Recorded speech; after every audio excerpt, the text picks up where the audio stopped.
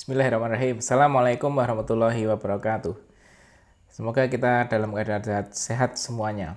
Teman-teman semua, video ini kita akan bedah mengenai requirement. Masih seputar requirement, kita akan banyak bincang mengenai functional dan kebutuhan non-functional. Nah, bagaimana itu?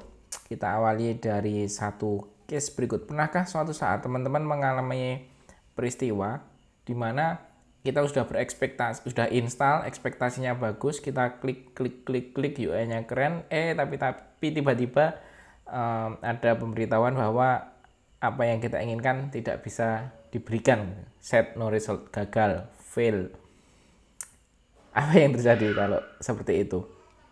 Mungkin beberapa di antara kita, kalau memang kejadian ini fatal, terus bisa langsung uninstall gitu karena tidak mendapatkan apa yang diekspektasikan.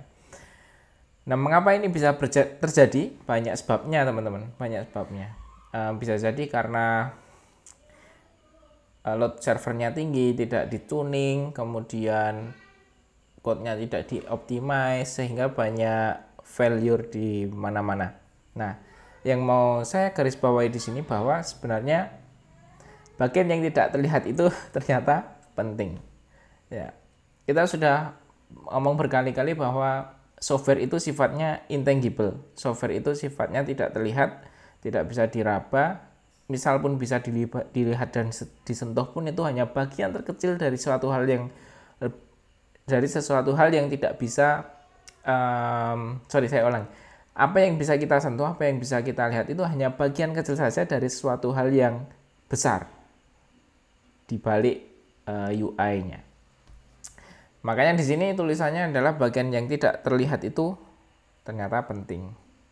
Nah, contohnya apa? Contohnya ini, misalnya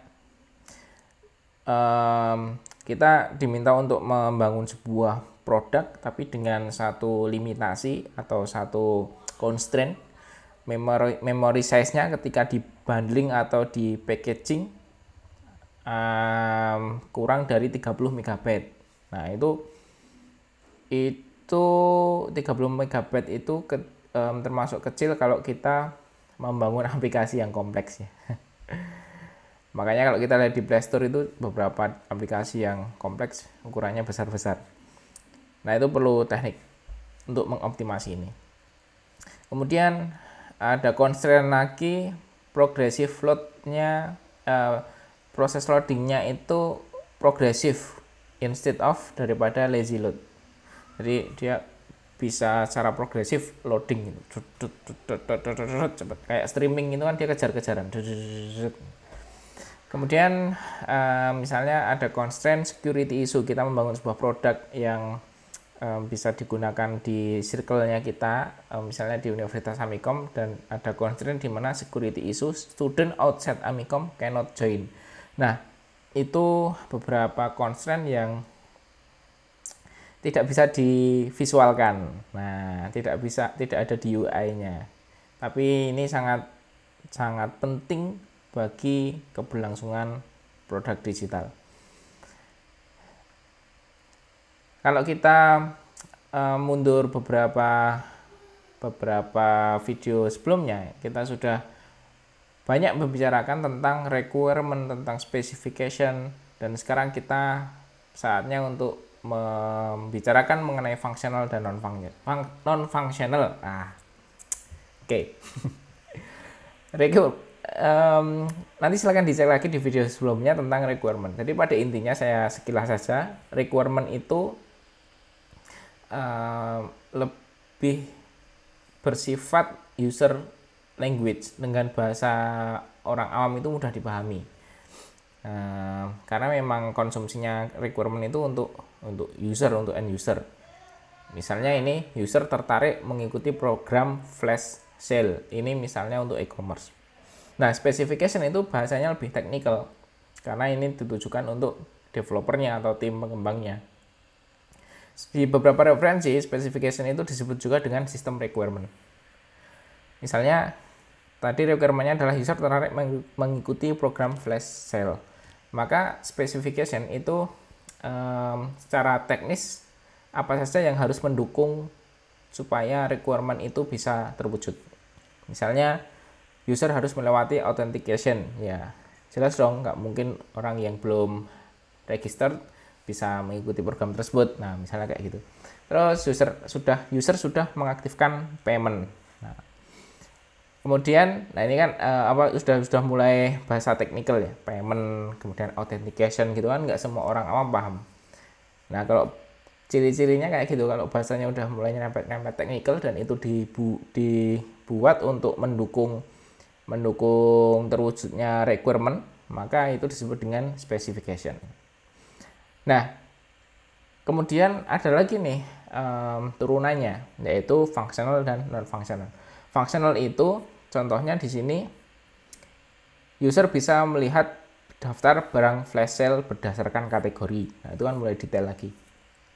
User bisa melihat countdown durasi flash sale, misalnya 3 jam lagi, atau 2 jam lagi, atau 30 menit lagi. Dan berikutnya, user mendapat peringatan gagal bila belum mengaktifkan payment. Jadi, kalau belum aktif tapi mengikuti payment, nanti akan muncul keterangan gagal. Nah, ada lagi kebutuhan yang disebut dengan non-functional. Itu hal-hal yang di luar aplikasinya, tapi itu sangat impactful atau sangat mendukung keberlangsungan sistem. Misalnya, sistem bisa menangani 10.000 request per second, apalagi kalau sedang promo. Itu harus bisa aman, nggak down servernya. Kemudian halaman flash sale tampak ringan, menampilkan data kurang dari 3 detik. Ya. Nah, itu mungkin nanti programmernya akan menerjemahkan dengan berbagai trik dan tipsnya ya, supaya ringan, datanya cepat, dan seterusnya. Flash sale tidak berlaku untuk karyawan. Nah, itu juga salah satu constraint untuk kebutuhan non-functional. Kemudian barang flash sale tidak mengandung pornografi dan narkoba. Nah, ini kan nggak bisa divisualkan dalam bentuk ini ya, coding dan sebagainya, melainkan itu adalah rule yang harus disepakati secara bersama-sama. Nah, kalau kita bedah lagi, ini tadi requirement dan specification, saya skip dulu. Functional itu saya garis bawahi lagi, functional adalah system should provide the service. Artinya hal-hal yang harus melekat pada aplikasi atau produk digital untuk mendukung terwujudnya requirement. Nah, kalau bahasa orang awamnya fitur, gitu. Udah kan?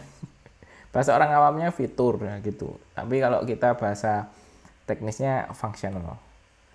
Nah, berikutnya lagi, kalau non-functional itu constraint on the service or function offered by system. Nah, itu batasan-batasannya, limitasinya. Ya, non-functional. Sehingga kalau kita jabarin lagi, khususnya yang non-functional, kita jabarin lagi itu ada banyak, kita bisa mengambil bisa melihat dari perspektif product requirement. Ini yang product requirement ya, product requirement, kemudian organizational requirement, sama external requirement. Maksudnya apa? Maksudnya itu kalau product requirement berarti dia constraint yang membatasi behaviornya software. Sedangkan kalau organizational requirements maknanya adalah requirement yang dibuat untuk berdasarkan rule-nya sebuah organisasi. Nah, contoh konkretnya kayak tadi, misal user yang bisa masuk ke produk kita hanyalah mahasiswa Amikom. Nah, itu organizational requirement. Yang nggak Amikom nggak bisa. Nah, nanti kan terus dijabarin lagi secara teknik. Oh, gimana ya biar dikenali dia mahasiswa Amikom atau bukan. Nah, itu nanti udah beda lagi tekniknya.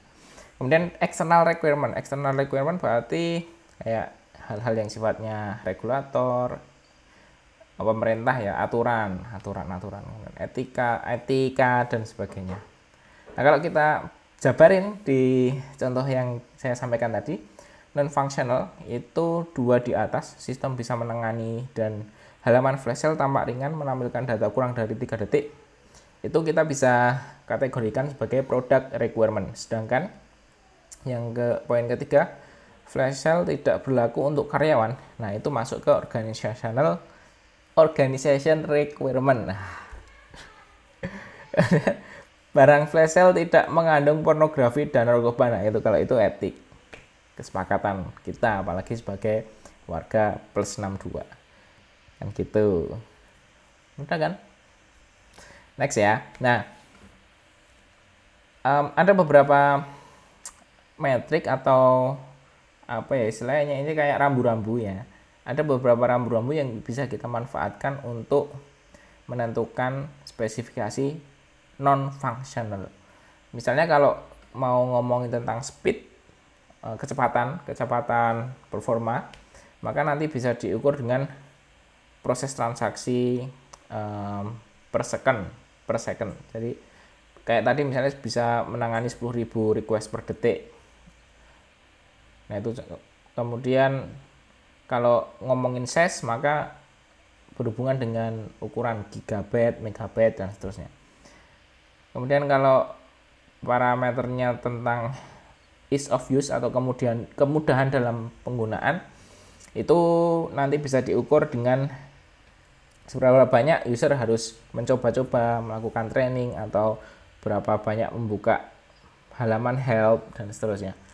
Ngomongin tentang langsung melompat ke robustness itu apa ya, kayak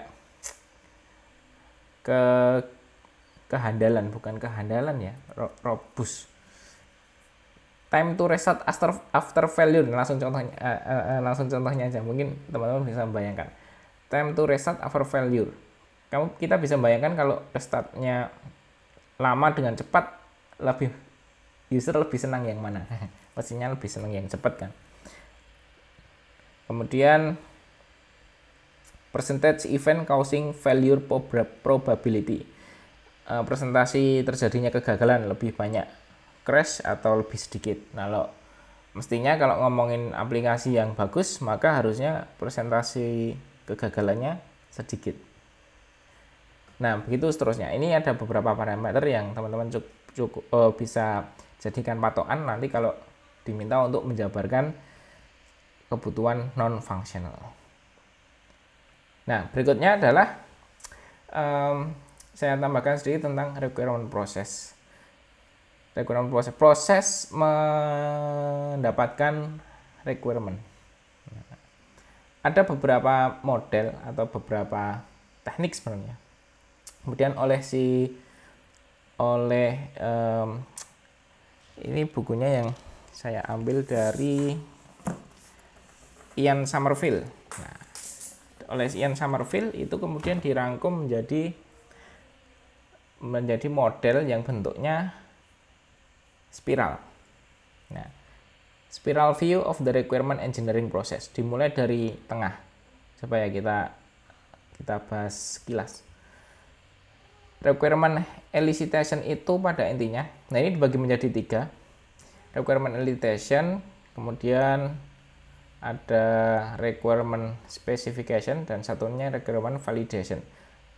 Nah, mundur ke requirement elicitation itu artinya bagian ini kita dalam menentukan requirement itu kita melibatkan stakeholder yang lain, melibatkan pemilik produk, melibatkan klien. Kemudian kalau masuk ke requirement specification itu lebih bertujuan untuk membuat informasi ini ready, siap dikonsumsi oleh tim teknis atau developer. Sedangkan kalau requirement validation, ini kembali lagi untuk divalidasi ke klien atau calon penggunanya. Nah, kalau kita mulai dari awal, pasti obrolan awal itu akan dimulai dari perbincangan bisnisnya. Ya. Jadi obrolan awal kalau kita ketemu klien suatu saat itu akan dimulai dari bisnis. Nah, misalnya gimana caranya supaya iklan di baliho, gimana caranya supaya baliho yang ada di jalan itu budgetnya bisa optimal atau bisa melesat 2 kali 3 kali lipat. Nah, kemudian di audit, bukan di audit, tapi dilihat kemungkinannya, apa ya, disebut dengan feasibility study, bisa nggak ini di achieve. Kalau memungkinkan, kalau bisa dilakukan, maka mulai masuk ke tahap berikutnya. Nah, ini masuk ke kategori requirement elicitation. Ini melibatkan si klien atau pemilik produk. Digali lagi titiknya di mana, itu ada outdoor apa indoor, kemudian lebih banyak dilihat orang jalan kaki, atau ini misalnya konteksnya iklan baliho tadi ya, lebih banyak dilihat pengendara mobil atau motor atau pesepeda. Kan masing-masing punya speed yang berbeda, nanti mungkin solusinya juga akan berbeda. Begitu seterusnya ngobrol, terus masuk ke, kalau sudah ketemu beberapa clue, kemudian dijabarkan lagi ke requirement specification. Berarti mulai hal-hal yang lebih teknis. Oh, nanti dipasangi IoT, dipasangi handycam, dipasangi sensor, dipasangin apa ya, algoritma ini itu. Nah, itu mulai teknikal. Dan dibuat prototype, simple aja, yang penting bisa segera didemokan. Nah, ini kan masuknya ke kategori validation, requirement validation. Nah, setelah itu ngobrol lagi ke klien atau pemilik produknya, maka di sini masuk ke kategori requirement elicitation. Sistem requirement elicitation ini divalidasi lagi, dirembuk lagi. Kalau udah oke, kemudian nah ini mulai dimodelkan yang lebih proper, yang lebih layak. Terus proses belum developing, tapi ini lebih ke memastikan informasi atau segala apa yang sudah diobrolin lagi itu dirangkum dengan lebih layak dan proper, sehingga nanti akan kita sepakati bersama bahwa proyek pengembangan produk ini akan dilakukan sekian bulan dengan cakupan ini, nanti produknya bisa gini, dikunci, klik, deal. Tapi sebelum deal pasti ada di review dulu. Setelah di review, deal, maka muncullah sebuah dokumen. Nah, muncul sebuah dokumen yang mungkin tebalnya bisa 100-200 halaman kalau dicetak. Dan itu biasanya sebagai alat untuk mengunci ya. Jadi kalau kita proyekkan gitu, memastikan bahwa nanti di tengah jalan tidak keluar dari kesepakatan. Begitu, ini tadi tentang functional dan non-functional. Mudah-mudahan bisa mencerahkan, dan jika ada salah mohon maaf. Wassalamualaikum warahmatullahi wabarakatuh. See you next.